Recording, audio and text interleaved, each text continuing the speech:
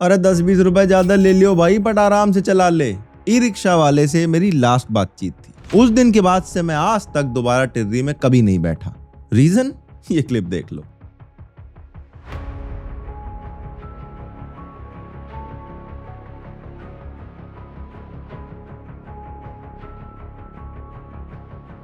इस 3 पहिए वाली रिक्शा को ये लोग जहाज बना के रखते हैं। जहां मन किया वहां घुसा दी, जहां सवारी दिखी मोड़ दी, बिना इंडिकेटर और बिना किसी डर के। ये वही टिर्री है जो आपके मोहल्ले के हर नुक्कड़ पे खड़ी रहती है, जिसमें कोई रोज स्कूल जाता है, कोई ऑफिस, कोई मार्केट, तो कोई नियरेस्ट मेट्रो स्टेशन तक। ये बैटरी रिक्शा कोई नेसेसिटी नहीं बल्कि एक मजबूरी बन चुकी है और रोड पे चलने वाले ज्यादातर लोगों के लिए एक आदत। वैसे कोई इसे टिर्री बोलता है, कोई टोटो, कोई पिलपिली। आज बात करेंगे इसी के बारे में कि इन ई रिक्शा ने रोड पे कैसे आतंक मचाया हुआ है और कैसे ये हमारे रोड पे एक बहुत बड़ी न्यूसेंस बनती जा रही है और क्या गवर्नमेंट को इसे बैन कर देना चाहिए।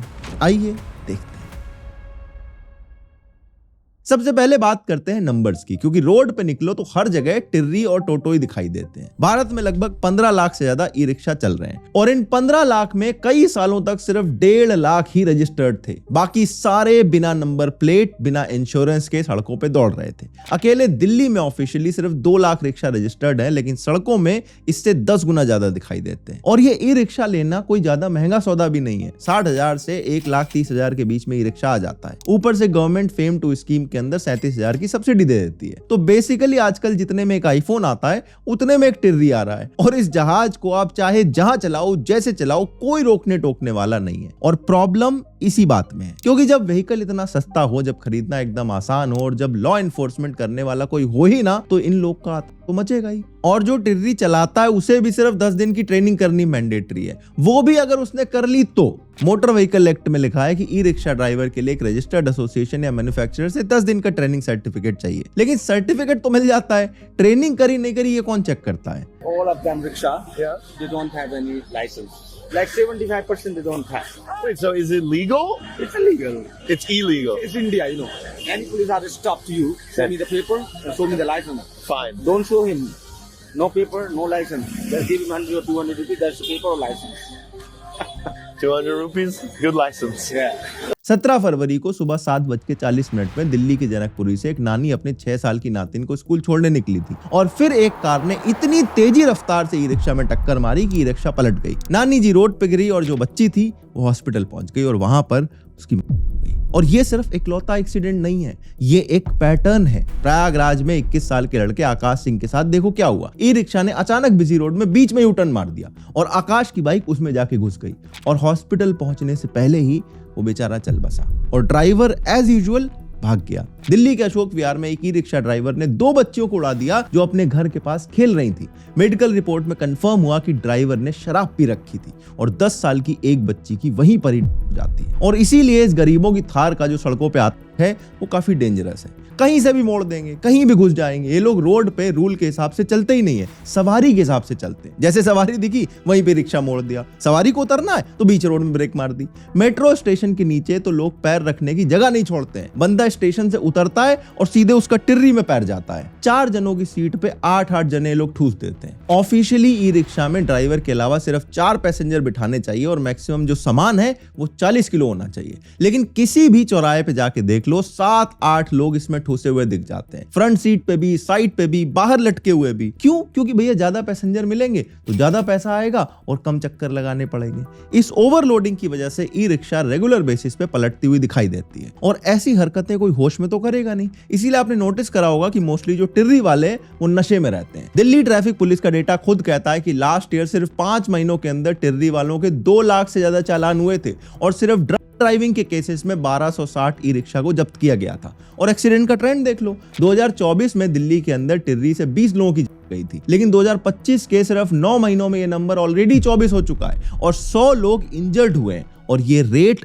बढ़ता जा रहा है। लेकिन प्रॉब्लम सिर्फ ओवरलोडिंग या रेकलेस ड्राइविंग नहीं है, ये टिर्री बाई डिजाइन अनसेफ होती है। एक 3 पहिए वाली गाड़ी जिसमें ना एयर बैग है, ना सीट बेल्ट है, ना स्ट्रॉन्ग फ्रेम है, वो जब 25 किलोमीटर की रफ्तार से चलती है और किसी दूसरी गाड़ी में टकराती है तो लोग तो इंजर्ड होंगे। और हम सबको पता है कि ये 25 पे नहीं चलती है। जब कोई देख नहीं रहा होता है तो ड्राइवर अपनी मनमानी करने लगते हैं। इसके अलावा बहुत सारी रिक्शा आज भी लेड एसिड बैटरी पे चलती है जो बहुत तेजी से हीट अप होती है, और मानसून में जब सड़कें गीली होती हैं, फिसलने का चांस ज्यादा होता है, तो ये ई रिक्शा एक फायर हैजार्ड बन जाती है। अब आपके दिमाग में ये आएगा कि जब रूल बने हुए हैं, सरकार ने सब रेगुलेट कर रखा है, तो ये सब मनमानी कैसे चल रही है? ये सवाल बहुत अच्छा है आपका, लेकिन इसका जवाब भारत के हर बड़े प्रॉब्लम की तरह सेम है। रूल है लेकिन उनको लागू करने वाला नहीं है, और जो है उसके मुंह में तो नोट ठूस दिए गए हैं। देखो 2015 में मोटर व्हीकल एक्ट में अमेंडमेंट करके ई रिक्शा को ऑफिशियली एक रजिस्टर्ड मोटर व्हीकल की कैटेगरी में लाया गया था। मतलब उन्हें आरटीओ में जाके रजिस्टर करना जरूरी था, ड्राइवर को लाइसेंस लेना जरूरी था, इंश्योरेंस मैंडेटरी था, व्हीकल को हर 2 साल में फिटनेस टेस्ट पास करना था। ये सब लिखने में बहुत अच्छा लग रहा था, लेकिन लगभग 10 साल बाद भी इन रूल्स की सबने बत्ती बना रखी है। दिल्ली में अकेले 2 लाख ई रिक्शा रजिस्टर्ड हैं, जबकि सड़कों पे इससे कई ज्यादा चल रहे हैं। और दिल्ली तो फिर भी सबसे ज्यादा मॉनिटर्ड सिटी है, बाकी जगह क्या हाल होगा आप खुद ही अंदाजा लगा लो। यूपी, बिहार, झारखंड, असम, इन सब जगहों पे ई रिक्शा की संख्या लाखों में है और रजिस्ट्रेशन 10% से भी नीचे है। जब 2015 में ई रिक्शा को रेगुलेट किया गया था तो गवर्नमेंट ने एक इंटरेस्टिंग प्रोविजन भी इसमें डाल दिया था। मोटर व्हीकल एक्ट के सेक्शन 2A के अंडर लिखा था कि ई रिक्शा ड्राइवर्स को पहले 1 साल का रेगुलर ड्राइविंग लाइसेंस लेने की जरूरत नहीं है, सीधा ई रिक्शा का लाइसेंस मिल सकता है। रीजन था कि बहुत सारे ड्राइवर्स के पास लाइसेंस था ही नहीं, और सरकार ये नहीं चाहती थी कि बेचारे ये लोग बेकार में बंद के बैठे रहें।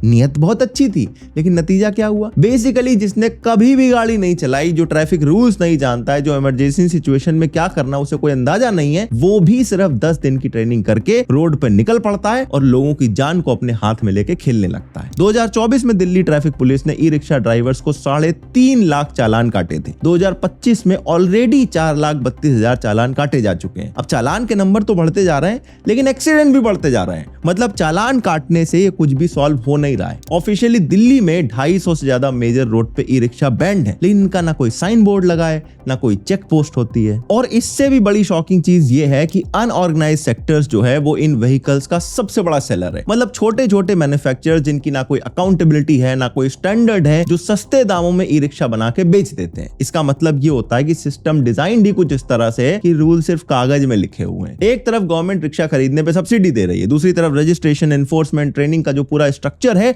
वो इतना कच्चा है कि कोई फॉलो नहीं करता, और इस चक्कर में बीच में पिसता है वो आम इंसान जिसे मजबूरी में टिर्री में अपने जान की बाजी लगा के रोज बैठने पड़ता है। अब थोड़ा रुक के जरा दूसरी तरफ भी देख लेते हैं, क्योंकि अगर सिर्फ क्रिटिसिज्म करनी होती तो काम बड़ा आसान था। बट जो सच है वो ये है कि ई रिक्शा ने कुछ ऐसा किया है जो और कोई नहीं कर पाया। सोचो कि आपका घर मेट्रो स्टेशन से 3 किलोमीटर दूर है, कोई बस नहीं जाती है, ऑटो वाला 80 रुपए मांगता है, उबर सर्च प्राइसिंग लगा के 120 मांग लेता है, और टिर्री 15 से 20 रुपए में आपको पहुंचा देगा। इतना सस्ता और कन्वीनियंट है कि लास्ट माइल कनेक्टिविटी की पूरी प्रॉब्लम इसने सॉल्व कर दी है। ई रिक्शा चलाने का कॉस्ट सिर्फ 40 पैसे पर किलोमीटर आता है, जो सीएनजी वाले ऑटो रिक्शा से भी 5 गुना सस्ता है। तो ड्राइवर के लिए प्रॉफिटेबल है और पैसेंजर्स के लिए भी सस्ता पड़ता है, और इस सस्ते फेयर ने ऑटो वालों की मोनोपोली तोड़ के रख दी है। पहले ऑटो वाले अपनी मनमानी करते थे, मीटर से नहीं चलते थे, कहां जाना है वो उनकी मर्जी होती थी, लेकिन टिर्री आने के बाद एक कंपटीशन आ गया है और डायरेक्टली इसका फायदा जनता को मिला है। और इलेक्ट्रिक रिक्शा को आप देखोगे ना एयर पोल्यूशन होता है, ना नॉइस पोल्यूशन होता है, और दिल्ली जैसे सिटी में जहां हवा पानी पहले से ही खराब है, ये जेन्युइनली एक यूजफुल चीज है। इसके अलावा ई रिक्शा ने इन लोगों को एक अपवर्ड मोबिलिटी दी है। जहां पहले कड़ी धूप में पैर से रिक्शा खींचना पड़ता था, अब उसी सेम काम को करने के लिए उन्हें सुबह से शाम तक अपना शरीर नहीं तोड़ना पड़ता है, और ये एक तरह से डिग्निटी है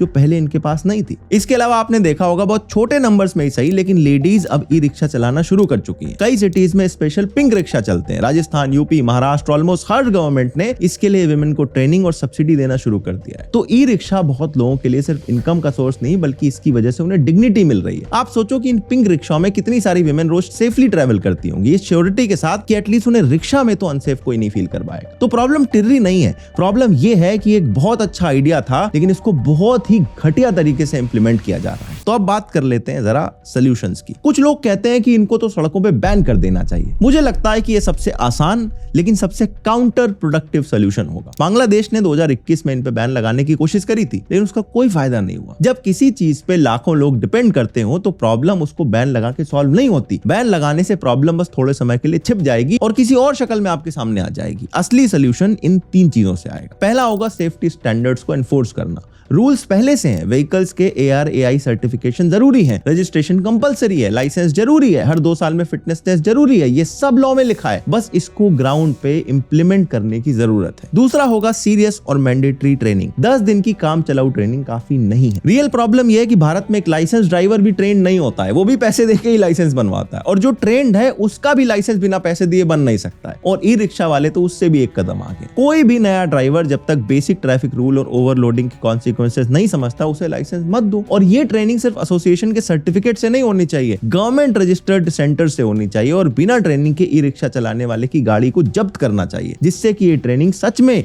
मैंडेटरी बन सके। और अल्टीमेटली हमें इंफ्रास्ट्रक्चर ठीक करने की बात करनी पड़ेगी। अब ई रिक्शा क्या करता है? लास्ट माइल की प्रॉब्लम को सॉल्व करता है, इसीलिए वो पॉपुलर है। अगर हम सीधा इसी प्रॉब्लम को एड्रेस कर दें, यानी फुटपाथ बना दें, साइकिलिंग लेन बना दें, मेट्रो से आगे की जो कनेक्टिविटी वो बेटर हो जाए, तो ऑटोमेटिकली इन पे जो डिपेंडेंसी है वो कम होने लगेगी। इंडिविजुअल लेवल पर जिस रिक्शा में 4 लोग अगर पहले से ठुसे हुए हैं उसमें आप मत बैठो। हाँ, टाइम लगेगा, लेकिन दूसरा खाली रिक्शा आपको मिल जाएगा। अगर बारिश हो रही है, सड़कें गीली हैं, तो सोचो कि भैया टिर्री सेफ नहीं है। एक्सप्रेसवे और हाईवे पे तो टिर्री को हर हालत में अवॉइड करो। फ्रंट सीट पे मत बैठो, और अगर ड्राइवर ने शराब पी रखी है, रिक्शे की हालत बहुत खराब है, तो सीधा उतर जाओ। टिर्री का टेरर इसलिए नहीं फैला क्योंकि टिर्री बुरी है, टिर्री का टेरर इसलिए है क्योंकि हम अभी भी एक ऐसी सोसाइटी में रहते हैं जहां रूल बनते ही हैं तोड़े जाने के लिए, जहां सब्सिडी दे जाने के बाद कोई सेफ्टी चेक करना जरूरी नहीं समझता। एंड एट द एंड इस तरह के अनसेफ व्हीकल्स में ट्रैवल करना मजबूरी है, लेकिन इसकी वजह से प्लीज अपनी जान को रिस्क में मत डालो। अगर ये वाला वीडियो आपको अच्छा लगा तो अगला वीडियो आपको और अच्छा लगेगा। स्क्रीन पे लगा दिया है,